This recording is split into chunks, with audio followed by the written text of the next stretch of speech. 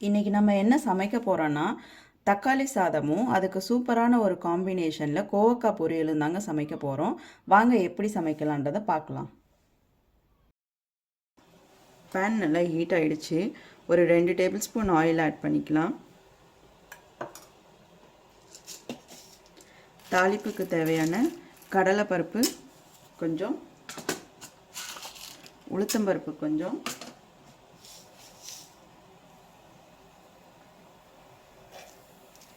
கடுகு தாளிப்புக்கு தேவையான அளவு சேர்த்துக்கலாம். கருவேப்பிலை ஒரு கொத்து. இந்த கோவக்காயை நீல வாக்கில் அரிஞ்சு வச்சுருக்கேன், இதையும் சேர்த்துக்கலாம். இது நல்லாவே வதங்கட்டும், பொன்னிறமாக மாறட்டும், அது வரைக்கும் வணக்கிட்டே இருக்கலாம் கொஞ்சம்.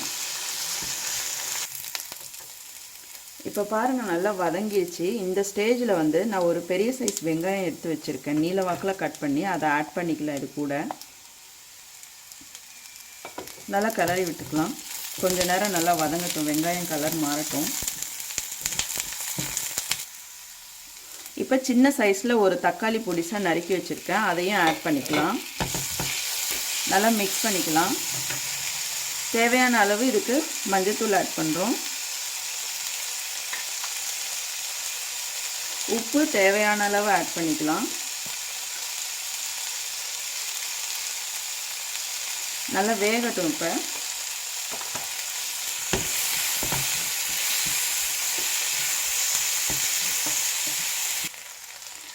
மிளகாத்தூள் வீட்டில் அரைச்ச மிளகாத்தூள் தாங்க. நான் 1 டேபிள் ஸ்பூன் ஆட் பண்ணுறேன். உங்களுக்கு எவ்வளோ தேவையோ ஆட் பண்ணிக்கோங்க.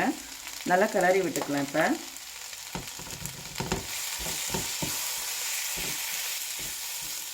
பாருங்கள், நல்லா வதங்கட்டும். ஒரு 10 நிமிஷம் நல்லா வேகட்டுங்க. கொஞ்சம் மீடியம்லேயே வச்சு நல்லா வதக்கிக்கங்க.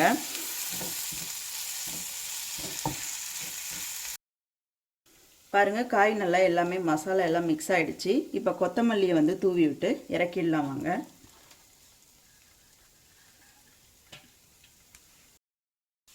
பேன் நல்லா ஹீட் ஆகிடுச்சு. ஒரு 2 டேபிள் ஸ்பூன் ஆயில் ஆட் பண்ணிக்கலாம். இதில் பட்டை பெருசாக 2 துண்டு, லவங்கப்பூ ஒரு 4-5, பிரிஞ்சி இலை 1, சோம்பு 1/4 டேபிள் ஸ்பூன். இது எல்லாத்தையுமே நல்லா ஆட் பண்ணிக்கலாம். நம்ம இதில் கடலைப்பருப்பு கொஞ்சம், உளுந்து கொஞ்சம், கடுகு தேவையான அளவு தாளிப்புக்கு எல்லாம் போட்டுடலாம். இப்போ நான் ஒரு 3 பச்சை மிளகாய் எடுத்துருக்கேன், அதையும் ஆட் பண்ணிக்கிறேன். வெங்காயம் பெரிய சைஸ் வெங்காயம் நல்லா நீல வாக்கில் கட் பண்ணி எடுத்துருக்கேன், போட்டு நல்லா வதக்கிக்கலாம்.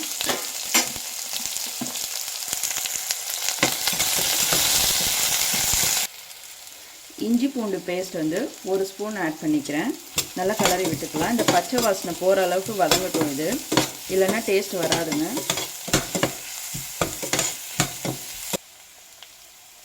பாருங்கள், நல்லா வதக்கியாச்சு. இப்போ நான் ஒரு 3 பெரிய மீடியம் சைஸ் தக்காளி 3 தக்காளி எடுத்துருக்கேன், அதையும் சேர்த்துக்கலாம். சேர்த்து நல்லா வதக்கலாம்.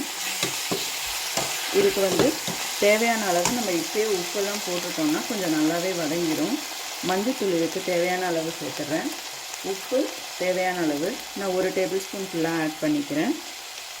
நல்லா கிளறி விட்டுக்கலாம். இது தக்காளி நல்லா கரைஞ்சி வரட்டும். இப்போ ஏற்கனவே அதில் 3 பச்சை மிளகாய் போட்டதுனால நம்ம காரத்துக்கு ஏற்ப நான் ஒரு 1/2 டேபிள் ஸ்பூன் மிளகாத்தூள் சேர்த்துக்கிறேன். நல்லா கிளறி விட்டுக்கலாம்.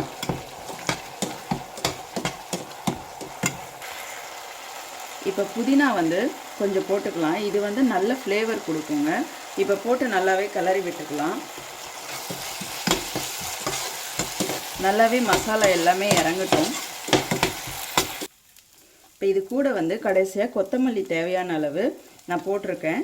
இப்போ நான் 1 டம்ளர் அளவு அரிசி வேக வச்சு வடித்து எடுத்துருக்கேங்க. அதை நம்ம இதில் கூட கிளறிக்கலாம். வாங்க. இப்போ பாருங்கள், சூப்பரான தக்காளி சாதமும் அதுக்கு சைடிஷான கோவக்காய் பொரியலும் ரெடி ஆகிடுச்சு. இதை நீங்களும் வீட்டில் ட்ரை பண்ணி பார்த்துட்டு எப்படி இருக்குன்னு கமெண்ட்டில் சொல்லுங்கள்.